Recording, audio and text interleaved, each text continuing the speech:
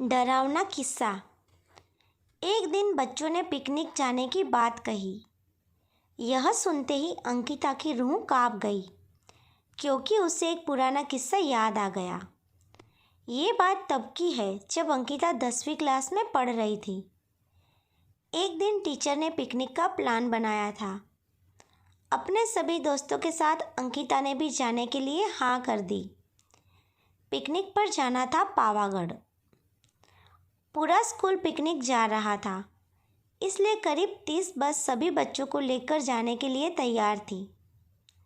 अंकिता अपने दोस्तों के साथ सबसे पीछे वाली बस में बैठ गई।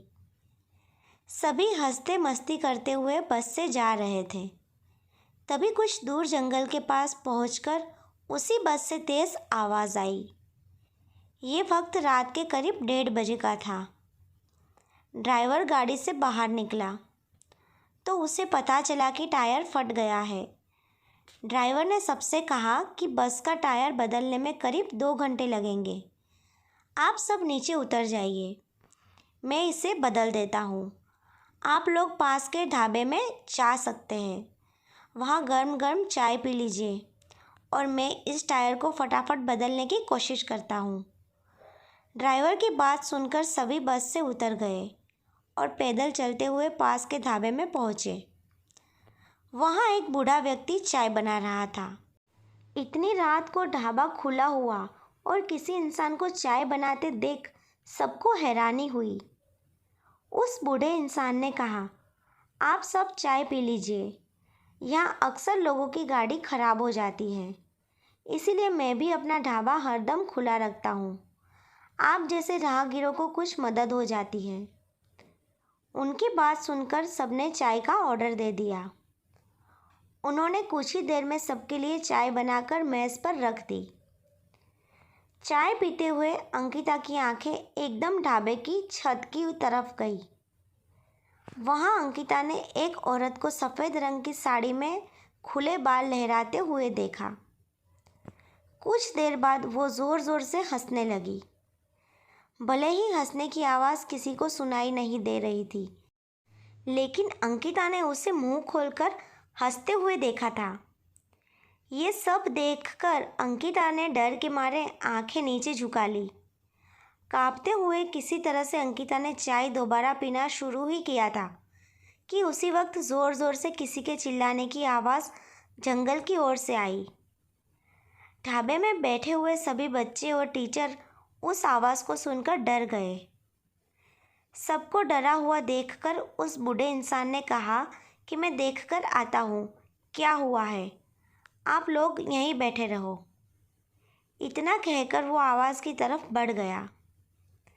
तभी एक लड़की को खून की उल्टी लगातार होने लगी। उसको देखकर सबकी हालत और ख़राब हो गई। उसी समय एक टीचर ने कहा कि तुम सब आग जलाओ और उसके बगल में बैठ जाओ। सबने मिलकर आग जलाई और गोल घेरा करके बैठ गए। टीचर ने सख्त लहजे में सबसे कह दिया कि अकेले कोई भी कहीं नहीं जाएगा। वैसे भी सब इतना डरे हुए थे कि अकेले कहीं जाने की हिम्मत हो नहीं रही थी। आग के पास बैठे बैठे 3 बज गए।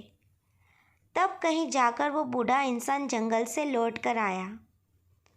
उसने सबकी तरफ देखा और कहा कि उस चीख को सब भूल जाना, नहीं तो जीना मुश्किल हो जाएगा। इतना कहकर वो ढाबे के अंदर चला गया। तभी ड्राइवर भी टायर बदलकर बस लेकर ढाबे के पास पहुंचा।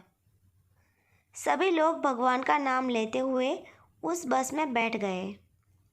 टीचर ने बस में बैठते ही सबको कह दिया कि कोई एक दूसरे से बात नहीं करेगा, सीधे सब सो जाओ। टीचर की बात मानकर सब चुपचाप बस में ही सो गए। उसके बाद पिकनिक स्पॉट पर पहुँचे और करीब 1 हफ्ते बाद घूमकर आए। पिकनिक में किसी ने दूसरे बस के बच्चों से उस रात के बारे में कुछ नहीं कहा, क्योंकि टीचर ने मना किया था। लेकिन पिकनिक से लौटते ही सबने अपने दोस्तों और अपनी क्लास वालों को इस भूतिया घटना के बारे में बताया। आज पिकनिक का नाम सुनते ही यही भूतिया ढाबे की कहानी अंकिता के मन में आ गई और बच्चों को पिकनिक भेजने से उसे डर लगने लगा। तो इस कहानी से हमें क्या सीख मिलती है कि बीती घटनाओं को भूल जाना ही अच्छा है, नहीं तो जीवन भर वो घटना डराती रहती है। इस कहानी के बारे में आपकी क्या राय है, कमेंट करके ज़रूर बताइए। वीडियो अच्छी लगी हो तो लाइक और शेयर ज़रूर करें। चैनल पर नए हैं तो सब्सक्राइब करना बिल्कुल ना भूलें। अब मिलते हैं एक नई स्टोरी के साथ, तब तक के लिए बाय।